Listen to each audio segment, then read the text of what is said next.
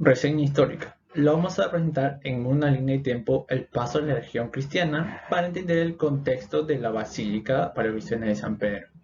Año 0. El nacimiento de Cristo en Belén. En aquella época el emperador romano era César Augusto. Año 8. El nacimiento de San Pedro. Es uno de los discípulos más destacados de Jesús y fue pescador en el mar de Galilea. Año 33. Los episodios evangélicos que narran los sucesos protagonizados por Jesucristo entre la última cena y la crucifixión y muerte. Año 67. El día 29 de junio murió San Pedro, a cabo de sus últimos días en la colina de Janículo, donde murió crucificado por el mandato de Nerón. Año 250. El emperador romano Decio promulgó la primera persecución contra el cristianismo. Año 313. El Edicto de Milán, de libertad de cultos, inició la arquitectura cristiana como una tipología que será la principal durante siglos. Se trata de la basílica, que nace como consecuencia de los cambios importantes que Constantino introduce en la iglesia. Año 325. El Concilio de Nicea tuvo lugar entre el 20 de mayo y el 19 de junio en la ciudad de Nicea.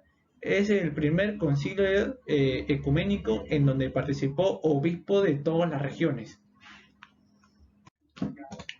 Año 349. Se concluyó la construcción de la Basílica Paroquiana de San Pedro. Año 350.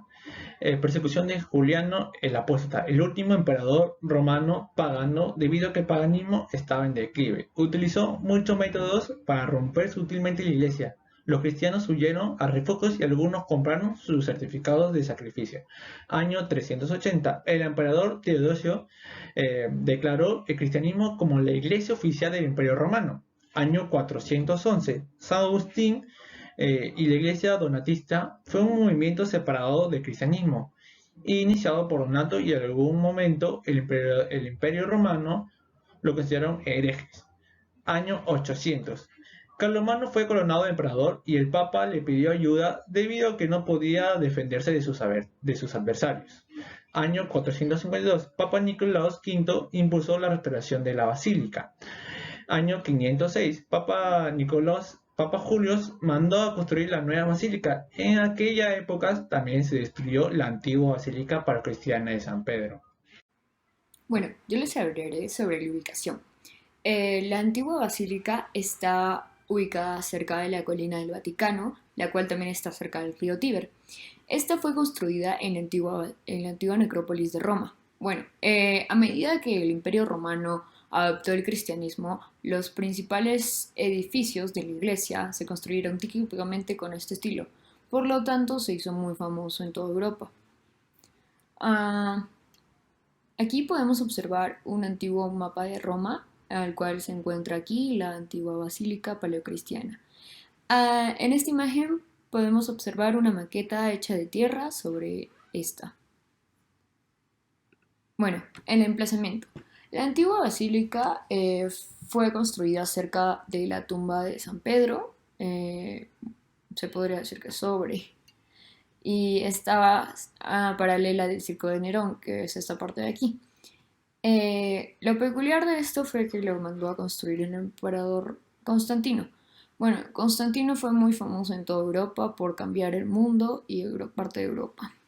El ábside de esta basílica, que es esta parte de aquí, se encontraba mirando hacia el oeste debido a la inclinación del terreno, que podemos observar en esta imagen mejor sobre el terreno.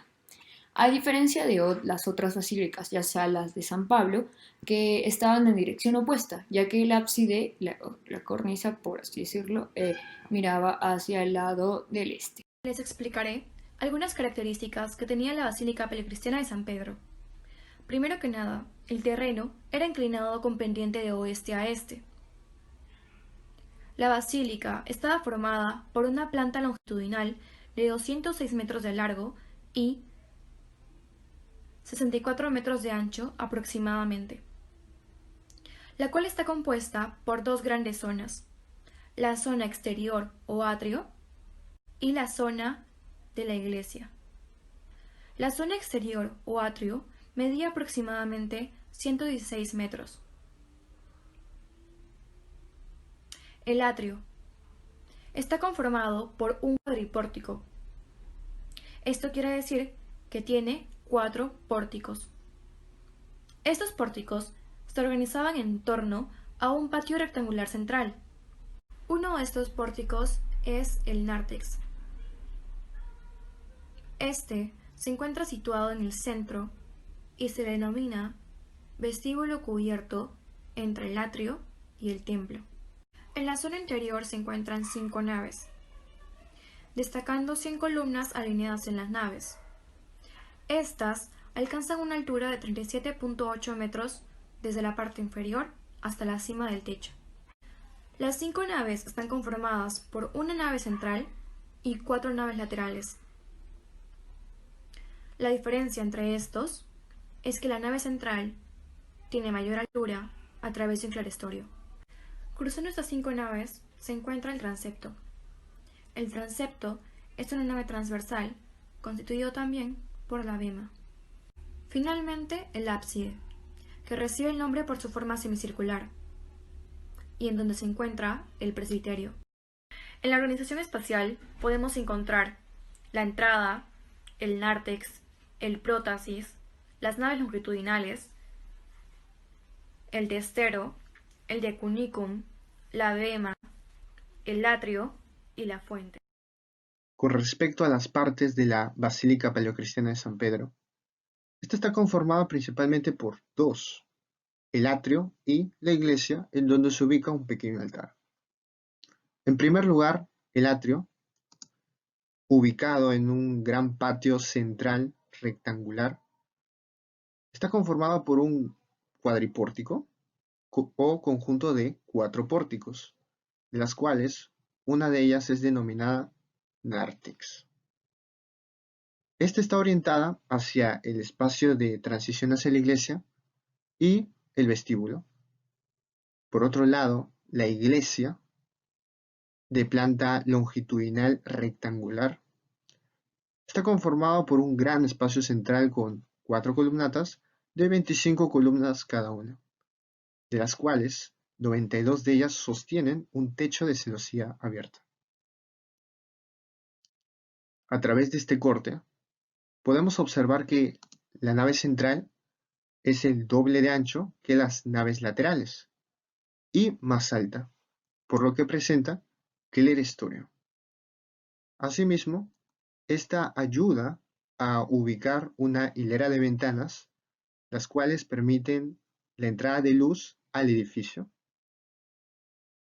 El espacio interior de la iglesia está dividida por columnas o pilares, sobre las que se sostienen dinteles o arcos.